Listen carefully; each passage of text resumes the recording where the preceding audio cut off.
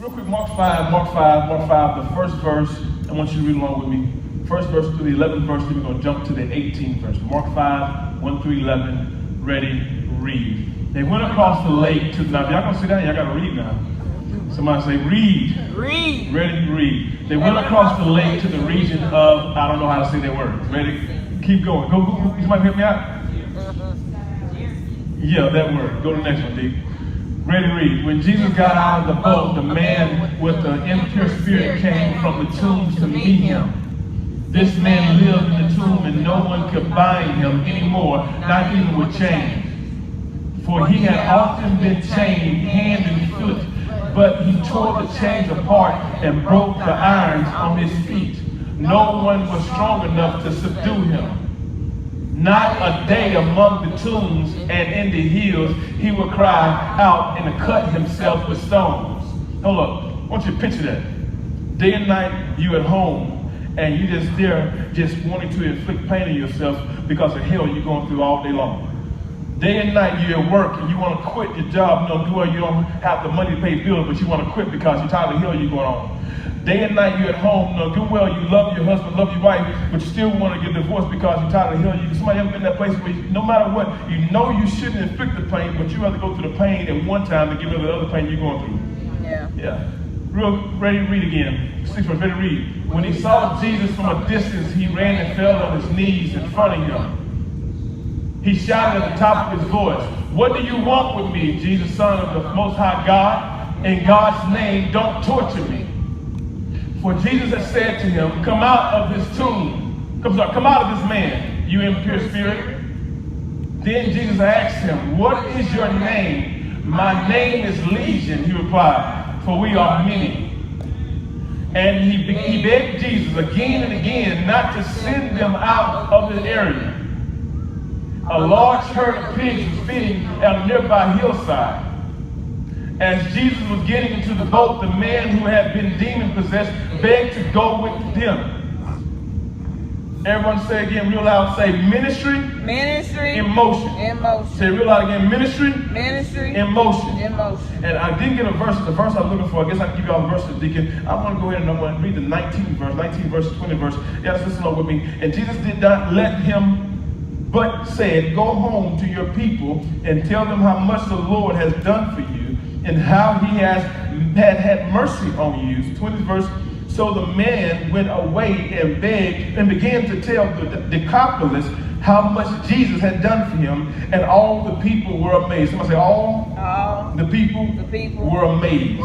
Say one more again with me, say ministry in motion. And today we're going to deal with, everyone say real loud, say visiting the prisoners. I need y'all to walk with me today, and we're going to move as quickly as I can. One more time, say visiting the prisoners. Can I teach them one new destiny? I got 2 people over here say I can teach. Can I teach them one new destiny? Yes, sir. I need y'all to shift your mindset and realize I come to learn something. Real quick, we're going to try to move this as quickly as possible. Write the word ministry, write the word motion. We've been through this before.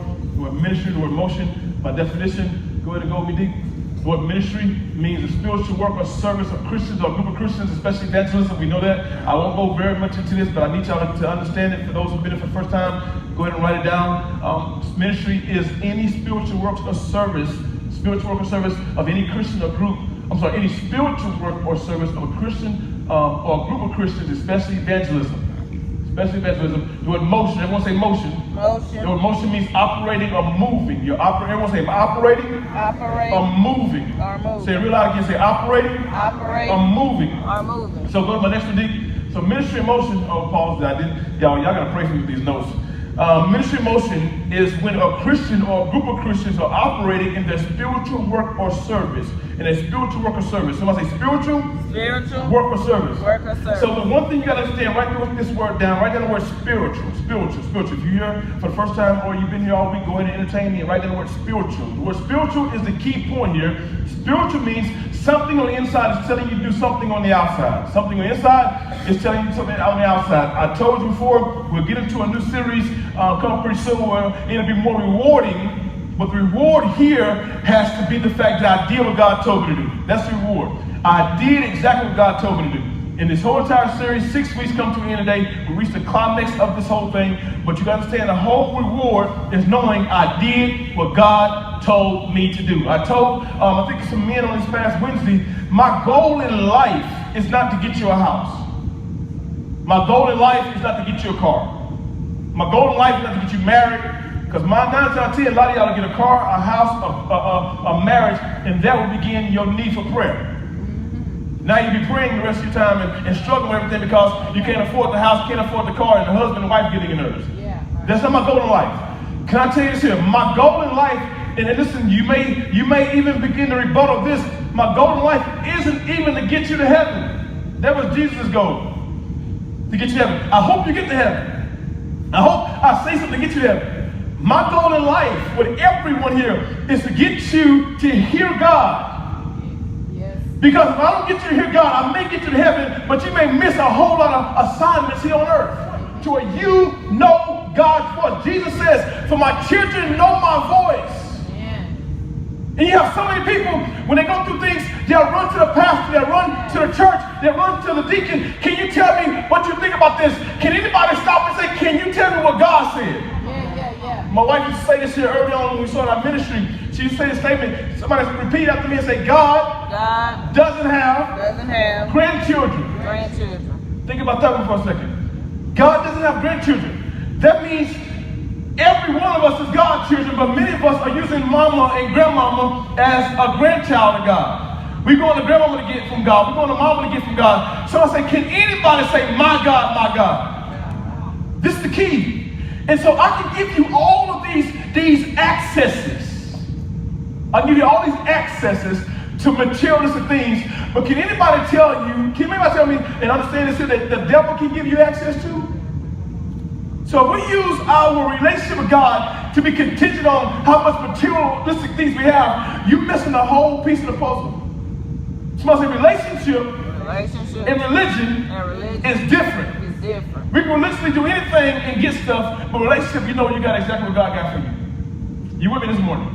Yeah. So when we talk about these things, and deacons are already there, but ministry in motion means that we're doing our spiritual work of service. I mean, the Spirit has told us to do some things, and God paused me for 6 weeks and says, Bishop, you need to make sure the members of the destiny understand the things I'm calling them to do. It's not going to be easy. It's not going to be pretty. And my wife and myself started to work, and you will find in our book, if you read our book, it's going to be work, but it's worth it. Amen. Somebody say it's going to be work. It's going to be work. But it's worth it. But it's worth it. So a few things God calls us to do. We read this in Matthew 25. Everyone read them from the top to bottom. Ready? Feeding the hungry, giving drink to the thirsty, taking in strangers, clothing the naked, looking after the sick, visiting the prisoners. We learned so far how these are things that God, the Spirit tells us to do, but I've been teaching you how these things have nothing to do with the flesh and things, and God will ask you to do these things physically. He will ask you, He'll put in your heart to get somebody some food. But that's temporary. That's temporary. He may put on your heart to get somebody some water, that's temporary. If water will save somebody, we need to buy a whole bunch of it right now. It'll free somebody up. It'll touch somebody's heart. It'll change their mind. But somebody say water. Talk to me this morning. Somebody say water. Won't save your soul. And so we talk about these things here have more of the spiritual meaning than a physical meaning. Somebody say spiritual. Not physical. So go to my next one, Deacon. Go to the next one. So what we're talking about here, so far, we talked about how to feed the spiritually hungry. I won't go into that. How to give drink to the spiritually thirsty. How to take in spiritual strangers. How to clothe the spiritual naked. And the fifth one, last week we talked about looking after the spiritually sick. Today I have a very unique lesson, a little different. Every level have more responsibilities. We have more responsibility when we talk about the hungry, was more focused on people who have never been in church, and now they're trying to come to God because I'm tired of eating what I used to eat. Now I need to eat something that's going to be fulfilling to me. Give drink to the spiritually thirsty. More responsibility because this is on somebody who was in church, but they left church, and now they come back because now they're in a drought. Somebody say drought. And the drought will make anybody come back. Number three, taking the spiritual strangers. This has a little more responsibility because this is people who are a little harder to get saved. Because the ones who are easily to drop stuff, we're willing to take them in, but the one who got to struggle with dropping stuff, we don't want to deal with them. Clothe the spiritually naked, really more responsibility, because we dealt with that. Somebody may walk around vulnerable around you who's naked and been talking about you, and you got a responsibility to cover them up even though they talk about you. Somebody say, cover the naked. Last week we dealt with the spiritually sick. So people are spiritually sick and they need to be covered because this is great responsibility. Somebody say great responsibility. Great responsibility. Because you've been exposed to something your leader been through or someone who's over you, and you got to stand in the place of them and cover them while they're down. We talked to somebody on this past Wednesday, and she got in here and she bled. She bled. Anybody ever been around somebody who just went to bleed and you're like, whoa? I'm not talking about bleeding physically, I'm talking about bleeding spiritually. Just begin to open up completely. And immediately God said, that's confirmation from the sermon you just preached, reminding people. Now she just opened up her whole heart about some things she's been going through. Now you've seen her weak, what do you do now? Yeah, come on. Do you run off and talk about it? Or do you begin to speak into her, encourage her, and then when you leave here, are you still praying for her? Yeah. Somebody spiritually sick. Spiritually sick. Today, different. Whoa, different. Y'all ready? Somebody say, visit the prisoners. The prisoners. Go to my next one, Dick. Visiting the prisoners. Now listen to me. Don't go to what Dick said for a second. I'm going to walk you through each transition because every transition is very important. Somebody say, visit the prisoners. The prisoners. Now we got to understand. Now I told a pastor a couple weeks ago. I said, Bishop, he said, man, how's your sermon series going? I said, it's going pretty good. I said, I've never in my life preached 6 weeks, and at the end of every sermon, the people didn't leave with something. Because usually when a preacher preaches, when he gets through preaching, he preaches a whole sermon to get you to something so you can leave excited. Because he talked about, if you stop this, you get this. If you change this, you get this. If you do that, you get this. And so you leave with the excitement of this. And you know I can do all this good things so I can get this. And your whole goal now for next week is to get this. Whether it's out of debt, whether it's a better marriage, whether it's a car, no matter what, I'm going to get this. If you notice, I preached for 6 weeks and there was no this. It was either you do that, and God's going to be appreciative, and you're going to get heaven, and nobody will wait for heaven to get their reward. He says, how's the sermon going? I said, it's going pretty good because I've been preaching for 6 weeks and haven't given the saints anything, but they still been coming. Yeah. Because we realize that it's something greater in the kingdom of God than what we're getting. The old way saying is it's better to give than to receive. And so I've been appreciative. People say, well, the attendance is down. No, it's not. People on vacation. Helping every summer. But God told me to preach this in spite of it. Because those here need to understand our responsibility is to give, and not just give randomly. Yeah.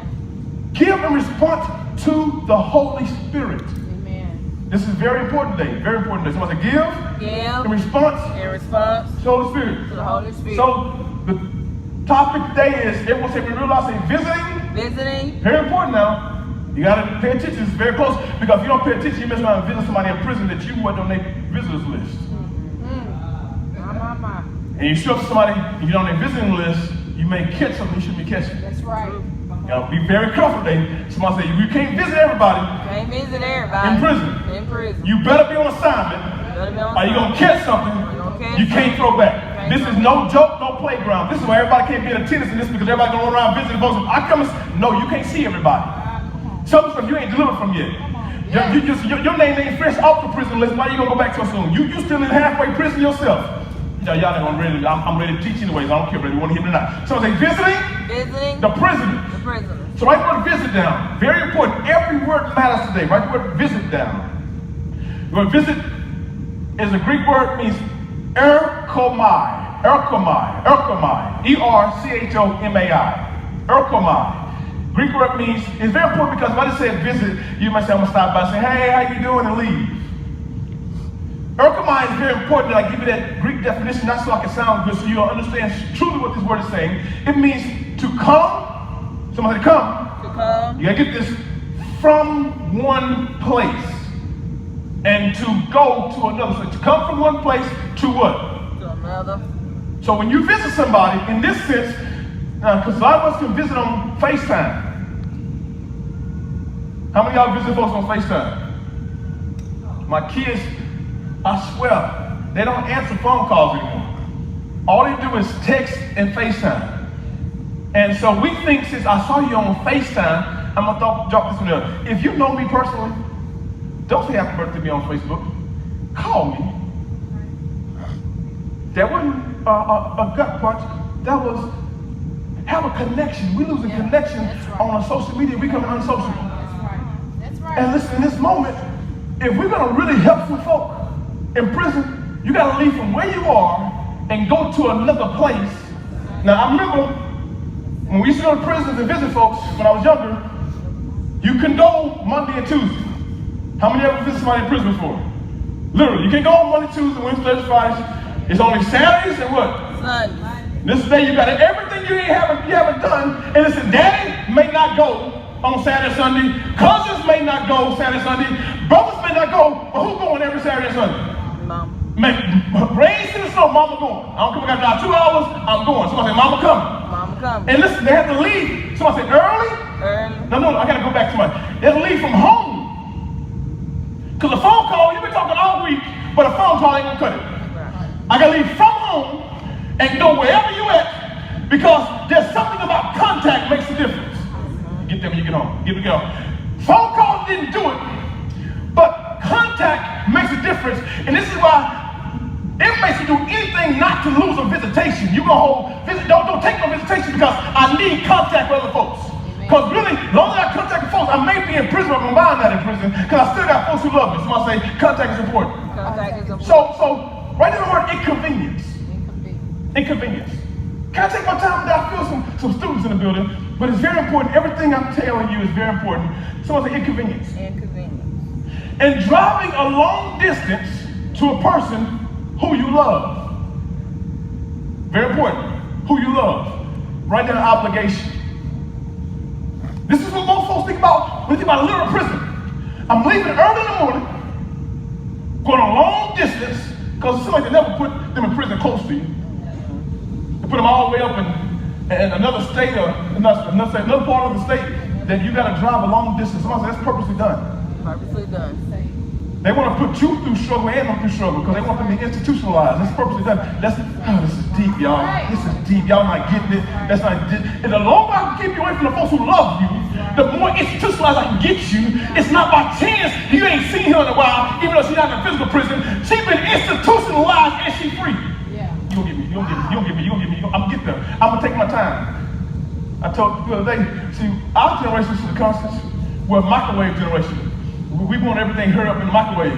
And God just shifted me and said, this new generation is Uber Eats generation. They don't want to do the work, they just want everybody to drop it off right in here and drop it off. That's a new one, y'all. That's a new one. God just gave it to me last week. Y'all can just go ahead and run with it, I don't care.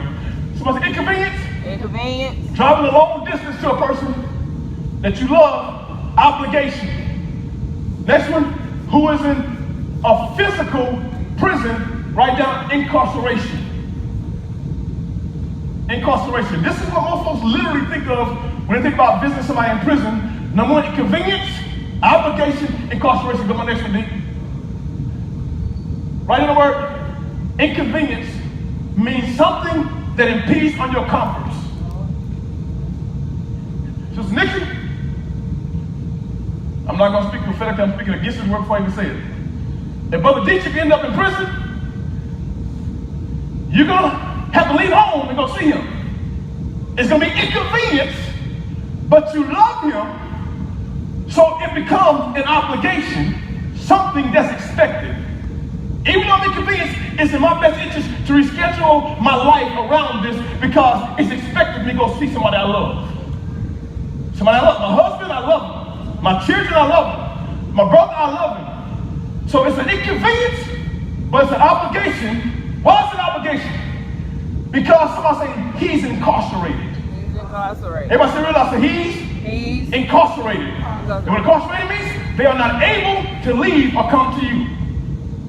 They're not able to leave or come to you. So since they locked up here, if you want to maintain any type of relationship with this person, you must go see him. You must go see her. I got a cousin right now, I love him to death, and he's probably getting out in a couple of months, and he's probably gonna get mad at me. I'll get mad at me. The whole time he's been in, I haven't even seen him once. Is that right? Probably not. Why do we do that? Because we know if I don't, somebody else is going.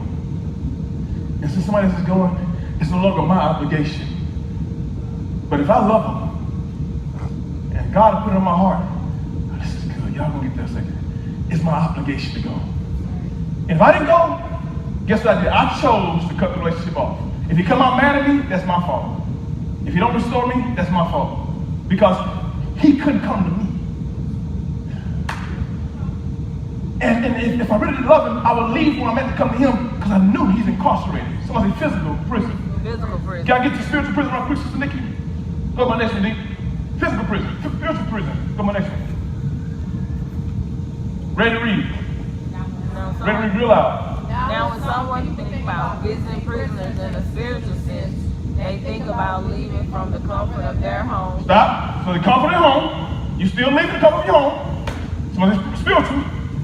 You don't call somebody when you're in a spiritual sense. You're not still calling, you're not FaceTiming. Somebody said you gotta get up. Gotta get up. Sometimes you're at work and God put it in your heart. They have to take an early break because somebody said I gotta leave. Gotta leave. So somebody said inconvenience. Inconvenience. Keep going, ready to read. To go to someone's home. Stop. Not just somebody you love, somebody who probably don't love you. Somebody who go to church you maybe you hadn't seen in a while. Somebody in the community with you. But some reason now, you have an obligation of somebody who you're not obligated to. Somebody in a house you probably had never been to before in your life. And matter of fact, you may have been there, but every time you go there, you're uncomfortable because the atmosphere just ain't right. Just they do something in this house that I just wouldn't do, and every time I go, I feel uncomfortable. I know I should live outside, so I can imagine what the house is like. I remember imagine what his house is like. So I have a non-obligation, but now an obligation. You with me so far? So somebody say to go. To go to someone's home. To someone's home. And so it's no obligation. Ready to read it. Who? Ready to read it. Who has an attack on their life. Write it down and consider it. Spiritual prison. I gotta teach this. I can't rush it. Because we don't realize how many people is in a spiritual prison. We can't go visit everybody in spiritual prison. But if you're assigned to them, you better go see about them. But this is what we think about when we think about spiritual prison. Number one, inconvenience. I'm at home thinking about you and what you're going through, what you've been through. In my mind, I'm thinking to myself, and I can't rest because while I'm cooking, I'm thinking about this person. And this is what I do. Y'all know it. I've done it to you before. I called and said, man, it was on my mind. How you doing? Can I tell you a secret? If I called you, it's because I didn't think you was in a spiritual prison. You don't call people in spiritual prisons. You're going to see about folks in spiritual prisons. But God put somebody in your mind who's not in a spiritual prison, and you say, I just called to check on you because spiritually you was on my mind, and I want to just call to say, how you doing? But listen, somebody who's in a spiritual prison, you don't see them, you see what they're going through. You don't see them, you see what they're going through probably because you've been through it and you know what it's like to go through it, and you see that they can get out of it, but they haven't got out of it because they've been struggling with it. And when you see somebody in spiritual prison, you don't see them, you see what they're going through, and what they're going through frustrates you. Walk with me, a couple more seconds. So I say, first thing you see is inconvenience. Second thing you see is non-obligation. I'm not obligated to this person. I don't have to go. No matter what, even though you're uncomfortable, even though you can't rest, somebody say, I'm not obligated. Not obligated. You think you're not obligated. Because I got so much family I got to take care of. I got my work I got to take care of. I don't have time for this. Because my last one, inconsiderate. Somebody say, they are under a demonic attack. I need a volunteer. Give me a chair real quick. Somebody give me a chair real quick. Somebody real quick. Brother Ken, somebody give me a chair real quick. Sit right here. I need two people. Real quick. Brother Ken, you sit in the chair. I need two people from real quick. I know everybody out comfortable. Can I get two volunteers? Two male volunteers preferably. Brother, need one more. Come on. Thank you, Brother Boyd. I want you to do me a favor. Hope y'all don't get dizzy. I want y'all to walk around him. Just walk around in a circle. Just walk around him. Brother Boyd, you walk around him too. Just walk around him. So I say, inconsiderate. Now look at me. Don't look at him just yet. Who has a demonic attack on their lives? Brother Ken is upon a demonic attack. Somebody say demonic attack. Demonic attack. Upon demonic attack. And listen, these are the demons. And listen, if you never been through what he's been through, you may not recognize the attack on his life. But if you've been through what he's been through, you realize, everybody saying, we ain't seen Ken in a while. What's up with Ken? And you know in your heart, I know what's going on with him because I've been there. I've been in that moment where I wanted to come, but I couldn't come. I've been in that moment where I wanted to do, but I couldn't do. I've been in that moment where I was going crazy, when I was fighting myself, and I see what he's going through, but he ain't my obligation. Listen to me. It's only for those who've been through this, who know for a fact God's calling you, and you see for a fact the hell King going through, but you're not going because you're not responding. Because listen, number one, I have to leave where I'm at. Listen, I just got my house together. I just got my marriage together. I just got my job together. I just got my situation together. So that's why you're obligated. Why you obligated? You gotta leave the convenience of your home, and now somebody who you don't even like that much, somebody you don't know that much, but somebody that broke your God that broke you up behind. Listen to me. This is the most important one. And you look at them, the reason why you don't want to go, or the reason why you justified not going. The way you justified not going, because they inconsiderate. He knew he should have went back out there. He just got in church. What are you going back for? He just got saved. What are you doing this for? What? I'm not his savior. You trying to convince yourself the fact that he's inconsiderate, I'm not going to go. But you know the whole time, you've been there too. You've been that moment to where I shouldn't have went back. But you got so saved you thought you could handle it, and you got there and caught you back up again, and now you're mad at him because you called to, I'm going to preach it. You called to him when you've been long enough for him to go back and get it. I'm getting there. Somebody said inconsiderate. Inconsiderate. So what we see is a person that I gotta be uncomfortable for, and I have to be obligated to. I got a husband. That's why you should be unequally yoked. Because your husband knows your assignment in your life. I got a wife. That's why she knows you're yoked. Because your wife knows your assignment in your life. If you marry somebody who ain't saved, they're going to have a problem with you serving God. Why you always go? Because the church, no, this is my assignment. They inconveniencing obligation. You know what obligation is? It's not just one time. I'll mention to you. I got to go back next week. Minister to you. Can I come back next week? I minister to you. Yes, sir. And every now and then I just happen to get in the way of the devil on accident. And they realize my visit just stopped some pain. My visit just stopped some disruption. My visit was better. I don't know what happened. When he came, the hell got a little bit better. I'm going to preach this. But I'm coming back and forth because I realize my attendance is required. Yeah. Why are you going so much? I don't know why, but they're assigned to their life. Yeah. It's an inconvenience. Glory. It shouldn't be an obligation, but your family may wonder why you ain't been around a while. Listen, I got to take care of home, I got to take care of work, I got to take care of church, and y'all take care of, and I got to take care of my obligation. Yeah. Thank you, everybody. Thank you, everybody. So listen, go to the next slide, Dick. It's an inconvenience, something that impedes on your comforts. Another obligation, something is not my responsibility. It's inconsiderate because they got themselves to something. You didn't consider the people you was affecting with your choices. Brother Kenan, consider the fact that I'm going to leave my house to come visit you. You didn't consider to leave my job to come check on you. You didn't consider my wife will be mad at me because I'm coming to check on you. You didn't consider that when you went back out in the streets, did you? I told you don't go out there. But you went back out there anyways. And now I can't rest because of you. That's what we see. This is why the kingdom is falling apart. Because that's what we see. And we walk around repeating this. It's his fault. It's his fault. Why? Because you have to convince ourselves they're not our obligation. You with me so far? Come on, next one. This is what we should see. This is what we should see. We should see. Every season saint. Go back for a second, Dick. They're reading too much. Every season saint who's been saved and set free. There ain't somebody just saved. Because everybody saved ain't set free.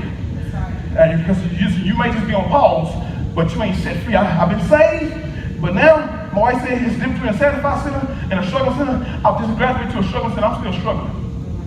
One thing I know I've been set free from. I've been set free from drinking. I don't even like alcohol no more. I mean, let you know if you've been set free or not. If you're set free, you don't like it no more. You lost the taste. If you still walk around every now and then and you got to fight, you ain't been set free. You ain't been set free. Somebody say, set free. Set free. For every, y'all dead. You're going to move around. Somebody say, set free. Set free. So if you're set free in your life, and you know for a fact, you know the hell you was going through when you wasn't set free. Yeah. If you set free in your life, you know for a fact all the stuff you lost when you wasn't set free. You know everything that you lost in your life because of things you addicted to. Anybody remember being addicted to something? Anybody? And you remember all the hell you went through while you was addicted? You remember all the trouble you went through? And anybody tell me right now, say, would you? Everybody say, would you? Would you? Wish this? No, I ain't gonna say that because some of y'all already have. I'm gonna say what y'all wishes on your worst enemy. You shouldn't wish on your worst enemy. I'm gonna put it like that. Somebody say, I've been set free. I've been set free. If you've been set free, this is how you're supposed to look at folks when God called you to go. Okay, I'm gonna put it like this. When God put you on a visitation list. Yes. Have you ever been put on somebody's visitation list? You didn't ask to get put on a visitation list? Yeah, God, why you? No, I don't want to visit him. I don't want to go with her. So listen, this is what you're supposed to see. Go to Arabic. This is what you're supposed to see. What you should see is, number one, an early convert or a recent dimension shifter. Go back. I want to read the rest of it. An early convert or a recent dimension shifter. Write it down. What you should see. See, what they saw inconvenience. They saw that you would put me through something I should go through. What you should see, oh my God, Ken just got saved. Oh my God, his marriage just got better. You should see, I saw somebody yesterday, and I told my wife, all the way back home after I saw him, my heart was broke. My heart was broke. My wife, I kept saying, baby, I hurt for them. Why? Because I remember being there when you just got to a place where you should be celebrating, but you're crying. Nobody know. I've been to a place where I got a new house and I should be celebrating, but I'm crying about the job. I should be celebrating with the marriage, but I'm crying about the child. Why come every time I get set free, the devil attack me somewhere else? I see a place where I just got converted. Yes. This person already converted. He just got in church. And I recognize the hell he's going through right now. I see, look at him as inconvenience. I recognize he just got saved. He just gave it up to God. And I know I got this going on. But somebody got to save him. And I know in fact I need to be the one to save him because I know what he's going through. Somebody say early convert. Early convert. This is my favorite one here. Because we get all comfortable because we think to ourselves, oh, she's been saved for 10 years. She should be able to handle the hell she's going through. A recent dimension shifter. See, Brother Ken, get up for a second. See, I've been saved a while. In some areas, when I move, y'all move with me. When I first got saved, I was moving around and all of a sudden, boom, the devil hit me. And boom, the devil hit me. Good God. And I missed church one Sunday, I missed church next Sunday. My marriage started messing up, my job started messing up. And one day somebody came in and visited me, come over and visit me. And all of a sudden they kept comforting me, and they kept comforting me. And I began to see their life, and all of a sudden I realized that with my demonic attacks, it may be hard, but I found out I can walk with my demonic attacks. I can walk with my demonic attacks. I can go through my demonic attacks. And I know how to walk around the attacks. Don't stop. I get stronger with the attacks. And it was good on my last level. It was good on my last level. My last level, I done mastered them demons. I done walk around with them demons. They would hit my child, I rebuke you. Hit my daughter, rebuke you. They hit I rebuke you. I'm an archer. I'm a what you call them, master archers. I can knock the devil out without looking at him. But something happened, co-pastor. Give me another chair. Something happened. Somebody say, a recent dimension shifter. I got a new business. I got a new job. My marriage is doing good. Come on. And all of a sudden, Brother Ken, come on with him, Brother Ken. Something happened to my next level. The devil got bigger with a pot of money. The devil got more pot of money. I wouldn't let this. I wanted to either go back to my old level or just sit down on my new level. Because I couldn't handle the attack on my new level. And I'm going through hell back to back. And every time I try to get up, I'm a tongue speaker. I'm a prayer warrior. I'm a shouter. Every time I turn around, I should be in the church with the world. I'm going through hell.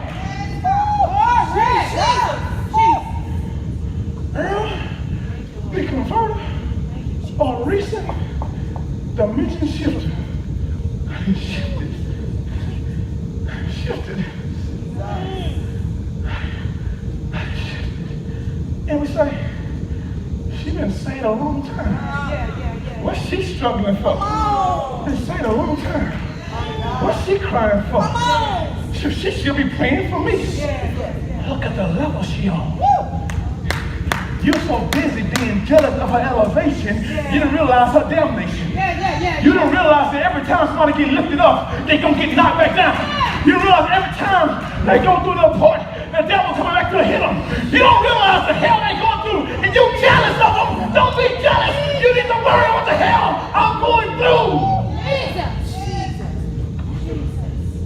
And I need everybody who's going through something. It may not be an attack from God. It's trying to build you. It's trying to strengthen you. Can somebody please just pray for me, please? See about me. Because when I begin to see I can make it, I begin to see I can take it. I'll take the biggest devil and move him out my way. Because I've been through so much on this level. Sorry, brother boy, don't time to back.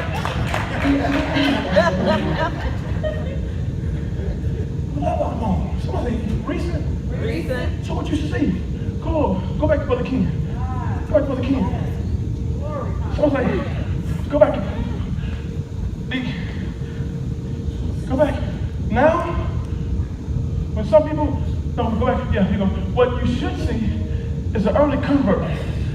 You should see to yourself, man, he just got saved. When Brother King got shot, it didn't want the mind.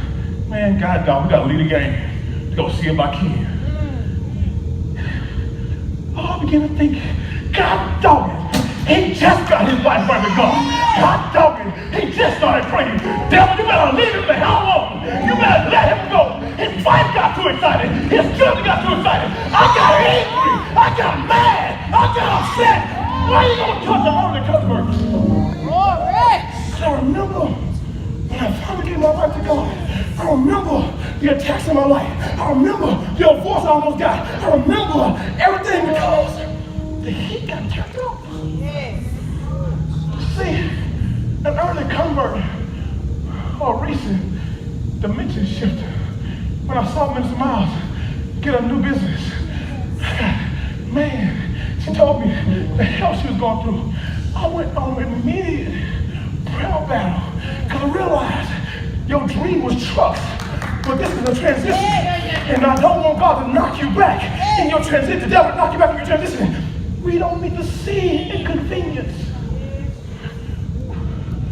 Somebody said we saw an early convert or a dimension shifter. Listen. An early convert or a recent dimension shifter, quote unquote, a threat. A threat. Somebody say a threat. A threat. See, many of us look at this threat as being our threat. Oh shoot, it's gonna take my business. Oh shoot, it's gonna take my place in the prayer ministry. Oh shoot, it's gonna take my place in the choir. Not a threat for you. We should see a threat for the demon. The threat for the devil. Why? Somebody say, brother, one thing God is and the devil not. God is omnipresent. The devil not omnipresent. It's nuts. God got more angels than the devil got. Listen to me. So the devil is not gonna waste his time dispatching demons around you because he ain't got that many to spare. He's not ready. So if I see an attack in your life, I realize you must be a threat. For the devil to take time to put one demon, the devil take time to put two demons, less known, 1,000 demons. And if you put 1,000 demons on your side, your dream, your vision must be 1,000 strong. The hell that you're going through is equivalent to you must be a threat. You gotta be a threat. You got. So I'm thinking to myself, man, the hell he's going through must be equivalent to anointing with his life. He's gonna be a powerful preacher one day. He's gonna be a powerful prayer warrior one day. So I'm saying to myself that I'm angry because he's attacking an early convert. I'm saying to myself that I'm angry because he's attacking a recent elevator shifted elevation. But I'm also mad because he's taking one of our good soldiers away. My good soldiers, go a bit further. Next thing you see, no, go back. No. It says, under 24-hour watch by demonic forces. 24 hours. I call him at 1 o'clock. he depressed. Come at 2 o'clock, he's stressed. Come at 4 o'clock, he going through. This ain't the King I know. King just called me last week. Bishop, I know my call. Didn't call y'all for this, but God just gave it to me right now. Bishop, I know my call. And then 6 weeks, Bishop, I don't know what I'm gonna do. I knew right then, you devil, get your hands. Jesus. Glory. Thank you, Lord Jesus. My wife tell you I got mad. I'm on vacation praying. I'm early morning praying. Why? Because I realized the ministry in this young man. I didn't pick him out. I asked for a volunteer. He moved. That's why he's sitting there. I understand the ministry in this man. Every time he say he's going to the devil, say, no, you ain't. Every time I'm going to the devil, say, no, you're not. Every time I will, the devil say, no, you're not. This when somebody got to see the hell in his life and begin to see he need to be visited because he in prison. Oh, God. I'm preaching better than you responding. So it's stronghold. Stronghold. You see, a recent convert or a recent dimension shifter is on a stronghold. It's on a stronghold. Stronghold. You know stronghold. Greek word for stronghold means fortress. So it's a fortress. Fortress. Fortress means, I told you when you was a kid we built forts. How many of y'all built a fort when you was a kid, young man? Had 2 chairs and a sheet over it. And up on that sheet, Brother Ken, it could be whatever we want it to be. I was Superman. I tell the truth. Up on that sheet, I was husband. She was mama. We were playing house. And one thing about this sheet, mama can pull the sheet off, and you say, boy, get your butt back to where you're supposed to be. Because mama knew you being managed. You can move the sheet. Dad can move the sheet. But what happens when you get to be an adult? We start putting sheets over us that can't nobody pull. I done got the fortress. I done tried dope and I can't get it off. I done tried alcohol and I can't get it off. I done tried smoking and I can't get it off. I done tried homosexuality and I can't get it off. Mama, where you at? I can't get it off. So now I'm on a stronghold. And now I wake up and I got demons walking around me. I got demons walking around me. I got demons walking around me. And you wonder why I say I got demons walking around me. Why? I got demons. And you know what I'm saying? I got demons surrounding me. God gave me a sermon series the other night and confirmed it last night. I got to preach a series thing just to call The Devil Is For Real. We forgot he for real. Oh, he did see that. No. So you got to recognize the attack in your life. Hold up. I know y'all tired. Y'all ain't always a longer. I wish I had y'all Fitbits on. Y'all be getting steps right now. So you see a stronghold. Man, I'm not looking at you as being inconsiderate. Because I remember when I slipped back out there one more time to see if I could slip back. And when I slipped, I failed. And it was only by God's grace and mercy and the prayer of my wife, the prayer of the folks who love me, that got me back up here. So I'm not looking at you as inconvenience. I'm not looking at you as inconvenience. I hope it might happen to anybody. I'm not looking at you as inconvenience. I know you got a stronghold. But can I get to my point for today? Get to my point for today? Also, co-pastor, I look at them and I see depression. I see depression. So I say depression. Go to my next slide, Deacon, real quick. Threat means not to you, but to the devil. Stronghold means a fortress, a place they thought they could escape from, but they could not. 3, depression, sucking in. Place where progress isn't existing. Brother Ken, I don't see this you as inconvenience. I see that business not moving. I see that ministry not moving. I see that marriage not moving. I see that job not moving. I see that house not moving. I see that car. This is why it's okay and easy to pray for folks who may hurt you. Because I don't see them, I see their depression.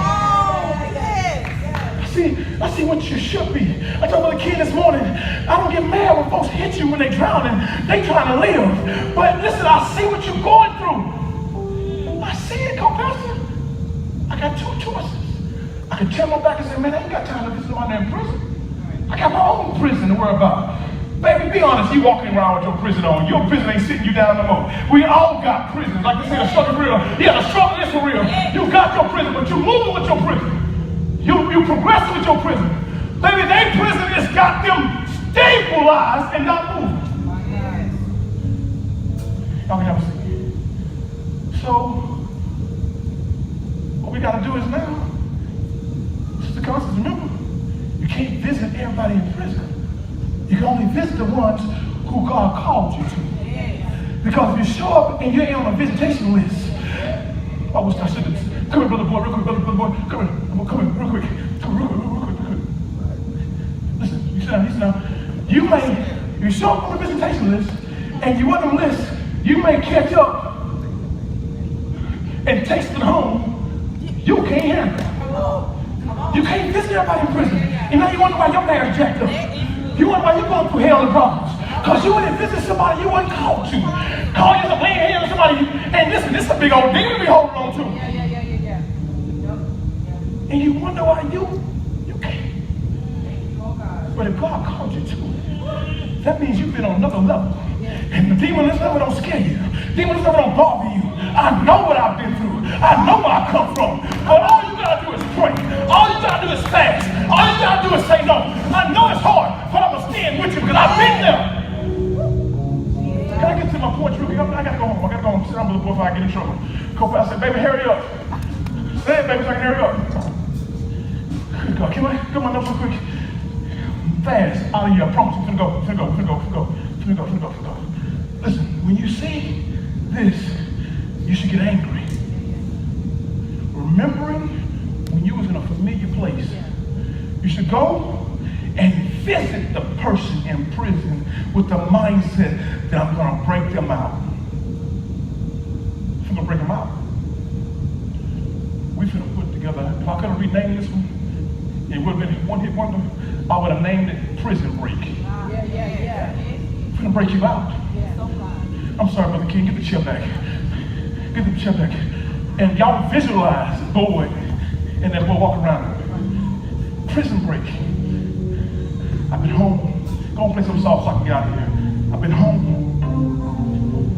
I've been praying about this. I can't take this, man. That young man deserves so much more.